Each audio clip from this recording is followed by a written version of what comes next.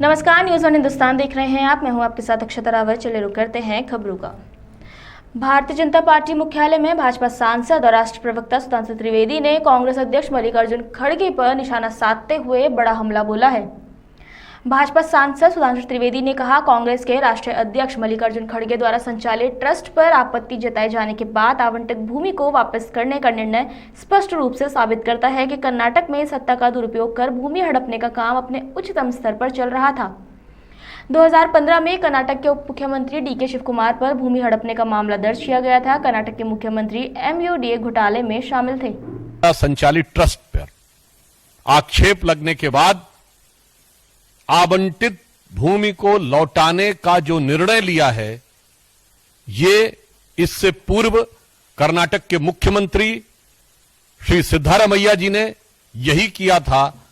यह स्पष्ट रूप से यह प्रमाणित करता है और यह एक प्रकार से स्वीकारोक्ति है कि सत्ता का दुरुपयोग करके भूमि को हड़पने का कार्य कर्नाटक में कांग्रेस में सर्वोच्च स्तर पर हो रहा था।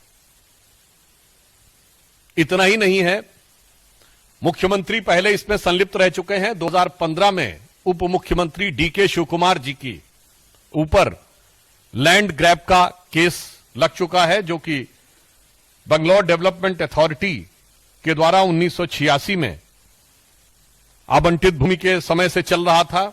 उसके आधार पर था मूडा स्कैम, जो मैसूर अर्बन डेवलपमेंट अथॉरिटी का स्कैम, जिसमें चीफ मिनिस्टर साहब उनके इन्वॉल्व थे। फिर Karnataka industrial ADB land grab, जिसमें कि खड़गे जी की फैमिली के लोग इन्वॉल्व थे। और इतना ही नहीं है, इससे पूर्व कांग्रेस के मुख्यमंत्री रहे कमलनाथ जी का नाम आ चुका है। तो राजस्थान में मुख्यमंत्री रहे अशोक गहलोत जी का नाम बीकानेर के लैंड स्कैम में आ चुका है। तो भूपेश बघेल जी के पास आ चुका है। अर्थात मुख्यमंत्री हो, उप मुख्यमंत्री हो अथवा राष्ट्रीय अध्यक्ष हो। और फिर इतना ही नहीं, आप सबको याद होगा वो नेशनल हेराल्ड केस, जिसमें सोनिया गांधी जी और राहुल गांधी जी के ऊपर आक्षेप है। और यह भी याद करिएगा कि वो केस हमारे जमाने में नहीं शुरू हुआ। अक्टूबर 2013 में दिल्ली हाई कोर्ट के निर्देश पर वो केस दर्ज किया गया था। कांग्रेस अध्यक्ष मल्लिकार्जुन खड़गे और उनके परिवार द्वारा सिद्धार्थ विहार ट्रस्ट को आवंटित 5 एकड़ जमीन वापस करने के फैसले पर भाजपा के राज्यसभा सांसद सुधांशु त्रिवेदी ने कहा, भ्रष्टाचार की ओर स्वाभाविक और अंतर्निहित प्रवृत्ति रखने वाली कांग्रेस पार्टी अब अपने अध्यक्ष पद से अपनी जमीन खोती दिख रही है। कांग्रेस अध्यक्ष मल्लिकार्जुन खड़गे ने उनके और उनके परिवार द्वारा प्रबंधन ट्रस्ट के खिलाफ गंभीर आरोप लगाए जाने के बाद आवंटित जमीन को वापस करने का फैसला किया है। यह स्पष्ट रूप से कर्नाटक के पूर्व मुख्यमंत्री सिद्धरमैया द्वारा किए गए कार्यों की याद दिलाता है। जो चंडूनी जी का वक्तव्य आया है, इसने फिर कांग्रेस की जमीन के अंदर क्या छुपा हुआ था वो उजागर कर दिया है। स्पष्ट रूप से वो कह रहे हैं कि हमने कांग्रेस के पक्ष में किसान आंदोलन खड़ा करके माहौल बनाया और कांग्रेस उसका लाभ नहीं ले सकी। और वो कई वैसे शब्द प्रयोग कर रहे हैं भूपेंद्र हुड्डा जी के लिए, जिसको हम यहां पर नहीं रिपीट करना चाहेंगे। मगर एक बात बहुत साफ हो गई, अब कांग्रेस की कलई खुल गई। बहुत साफ हो गया कि जिस आंदोलन को वो सहज और स्वाभाविक आंदोलन कह रहे थे, वो कांग्रेस के द्वारा प्रायोजित और पोषित आंदोलन था। ये आज के चंडूनी जी के इस वक्तव्य से साफ हो गया। वो राहुल गांधी जी के शब्दों में दूध का दूध, पानी का पानी हो गया। अब मुझे लगता है कांग्रेस को इसके बाद शर्म से पानी पानी हो जाना चाहिए। और एक बात मैं और कहना चाहता हूं, गंभीरता से सोचिए, ये पूरे मैं देश के करोड़ों लोगों को फूड फॉर थॉट के लिए कहना चाहता हूं, ये जितने आंदोलन खड़े होते हैं जो कहते हैं मैं गैर राजनीतिक आंदोलन हूं, सबका अंतिम लक्ष्य सत्ता होता है। केजरीवाल जी उसका उदाहरण थे, जिन्होंने कहा कि हम गैर राजनीतिक मुद्दे पे आगे बढ़े हैं और मौका पाते ही अपने अगल बगल वालों को किनारे करो, खट से जाके सत्ता की कुर्सी पे बैठ जाओ। और अगर देखा जाए तो पहलवानों के आंदोलन के साथ भी यही हुआ था, गैर राजनीतिक था, फिर कांग्रेस का समर्थन और फिर सीधे कांग्रेस के रिंग में ही जाकर उतर जाना। और आज चंदूरी जी का जो वक्तव्य है वो भी साफ यही दर्शाता है। तो देश की प्रबुद्ध जनता को आगे से समझना चाहिए कि ये गैर राजनीतिक आवरण के नाम पर जो आंदोलन खड़े किए जाते हैं उनका एकमेव लक्ष्य सत्ता ही होता है, प्रत्यक्ष हो या परोक्ष हो। अब कांग्रेस पार्टी को इस पर सफाई देनी चाहिए। Bureau report, news one Hindustan, Delhi. मांस मदिरा के लिए प्रतिबंधित हरिद्वार में शराब पर तो रोक लगाने में प्रशासन नाकाम रहा है, लेकिन अब खुलेआम मांसाहार की घटनाएं भी सामने आने लगी है। आज कुछ लोगों ने विष्णुघाट पुल के सामने रोडी बेलवाला में लोगों को झुग्गियों में मांस खाते पकाते पकड़ लिया। एक दिन पूर्व भी यहाँ कुछ लोग मुर्गा पकाते मिले थे। यूं तो तीर्थ पुरोहित उज्जवल पंडित को कुछ लोगों ने सूचना दी थी कि विष्णुघाट पुल के सामने कुछ लोग मांस पका रहे हैं, जिसके बाद वो साथियों के संग मौके पर पहुंचे तो वहां मांस पकता मिला। झुग्गियों में वन्य जीवों के सींग और शराब के क्वार्टर भी मिले, जिसके बाद वन विभाग और पुलिस को भी सूचना दी गई। हाँ, यहाँ पाव की चिंता हो रही है। जाओ चलो यहाँ से चलो हाथ तोड़ दो इसको सबको। चलो यहाँ से क्या है, हम क्या हुआ यहाँ से पन्नी में डाल ले। हाँ बिल्कुल, इसमें डालो, ये पन्नी इसमें डाल लेंगे हम, डाल देंगे। ये नहीं है बैक टू बैक भाई, गंगा सभा के भाई हमारे जो उज्जवल भाई भी हमारे साथ में है भाई, और उज्जवल भाई का ही फोन आया, बैक टू बैक इस पे कैंपेन कर रहे हैं। आपको बता दूं, गंगा के किनारे इतना मांस बरामद हुआ है, जितना मांस हुआ है, और मैं बताऊं शराब यहाँ बिक रही है। और आप देखो वन्य जीवों का भाई, ये सींग है भाई हिरन का, और ये शेर का दांत। क्या आप लोग इसकी तस्करी कर रहे हैं? क्या तस्करी कर रहे, दिख रहा है। ये शराब देखो आप, पूरी पेटी शराब यहाँ पर। का बहाना लेके होगी। चलो भाई ये वाली हटो, ये वाली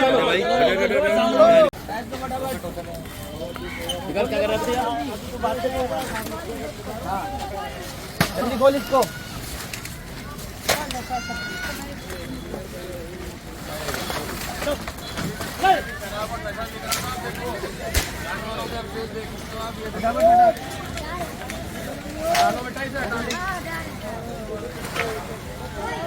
bureau report, news one Hindustan, Haridwar.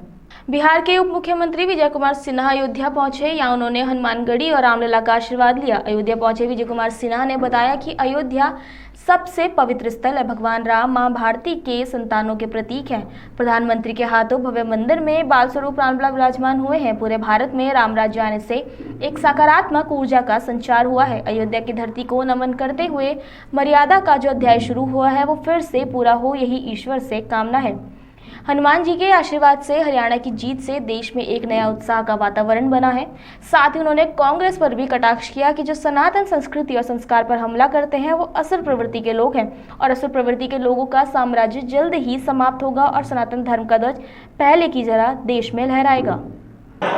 देखिए, माँ भारती के सनातन के संतानों का सबसे पवित्र तीर्थ स्थल अयोध्या है, जहाँ भगवान राम पूरे माँ भारती के संतानों के मर्यादा, सम्मान, स्वाभिमान के प्रतीक हैं। और उनके दर्शन करने देश के माननीय प्रधानमंत्री नरेंद्र मोदी जी द्वारा जो नए मंदिर का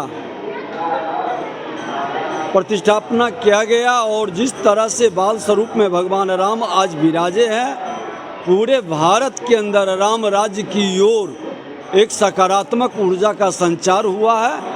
आज इस धरती को नमन करने और फिर से मर्यादा का अध्याय भारत के अंदर जो शुरू हुआ है वह आगे बढ़े, यही कामना करने के लिए हम भगवान राम के दरबार में आए हैं। ये आज तो धर्म की बात है, हनुमानगढ़ी में हनुमान जी का दर्शन करने आए हैं। और हरियाणा की जीत तो हनुमान जी के आशीर्वाद से देश को एक नए उत्साह का वातावरण बनाया है।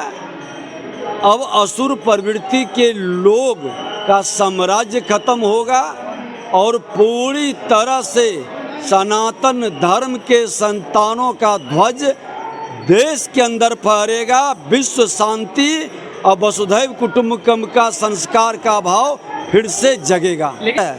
ये जनता की गाढ़ी कमाई लूटकर भ्रष्टाचार की अकूत संपत्ति को बचाने के लिए जो भारतीय जनता पार्टी एनडीए गठबंधन के लोग हैं, उसके हनुमान से डर गया एनडीए गठबंधन और उसकी लंका जलना तय है, कोई रोक नहीं पाएगा। अयोध्या से मयंक श्रीवास्तव की रिपोर्ट। दिल्ली में कांग्रेस के राष्ट्रीय अध्यक्ष मल्लिकार्जुन खड़गे के आवास पर महाराष्ट्र विधानसभा चुनाव को लेकर अहम बैठक हुई। बैठक में राहुल गांधी सहित महाराष्ट्र कांग्रेस अध्यक्ष नाना पटोले, महाराष्ट्र विधानसभा चुनाव के लिए कांग्रेस प्रभारी रमेश चेन्नीथला, पार्टी नेता पृथ्वीराज चव्हाण और अन्य नेता मौजूद रहे।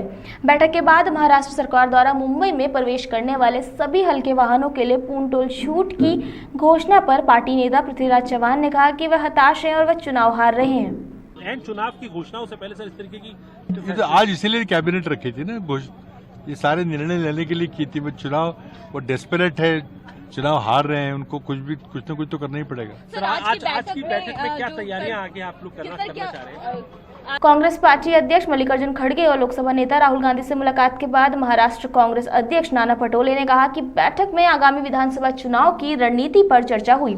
हम राज्य में महाविकास अघाड़ी सरकार बनाएंगे, सीट बंटवारे का कोई मुद्दा नहीं है। महाविकास अघाड़ी सभी 288 सीटों पर चुनाव लड़ेगी। मुंबई में प्रवेश करने वाले सभी हल्के वाहनों के लिए पूर्ण टोल छूट की घोषणा पर महाराष्ट्र कांग्रेस अध्यक्ष नाना पटोले ने कहा, ये एक चुनावी जुमला है, इसे गंभीरता से न लें। विधानसभा के चुनाव की पूरी रणनीति की रही है। अलायंस हमारा महाविकास आघाड़ी का वो ही हम सामने लेके जाएंगे और महाराष्ट्र में हम किसी भी हालत में कितनी भी गंदी नीति जो बीजेपी बार बार राज्य में करती है, उस रणनीति को हम तोड़कर महाराष्ट्र में महाविकास आघाड़ी की सरकार बनाएंगे। इशू कोई है और महाविकास आघाड़ी करके 288 सीटें हम लेंगे। जुमले हैं और ये चुनावी जुमले को बहुत ज्यादा सीरियस मत लो। Bureau report, news one Hindustan, Delhi. SSP Nainital ने नकली नोट चलाने वाले गिरोह का किया पर्दाफाश। जनपद में चल रही सघन चेकिंग अभियान को मिली बड़ी सफलता। मालदा पश्चिम बंगाल जाकर नकली नोट लाते हैं। पूरे ग्रुप द्वारा नोट चलाकर उत्तराखंड, यूपी व अन्य राज्यों में चलाते हैं। अभियुक्त शिवम वर्मा द्वारा अज्ञात करंट अकाउंट खोला गया है, जिसमें अन्य स्थानों से भी लेन देन किया गया है, जो संभवतः क्रिप्टो करेंसी का भी मामला हो सकता है, जिसके बारे में जाँच चल रही है। 9 अक्टूबर को लालबाग क्षेत्र में एक अभियुक्त को गिरफ्तार किया था, जिसके कब्जे से 9,000 रुपए के नकली नोट बरामद हुए थे। उसके बाद इस मामले के गिरोह से जुड़े हुए अन्य लोगों की जानकारी पता करने के लिए और बाकी जो इस गिरोह में जुड़े हुए लोग हैं उनकी गिरफ्तारी के लिए एसपीसीटी, सीओसीटी, थाना लालकुआ और एसओजी की टीम गठित की और इन टीमों ने अलग अलग जगह दबिशें दी और अलग अलग लोगों से पूछताछ की।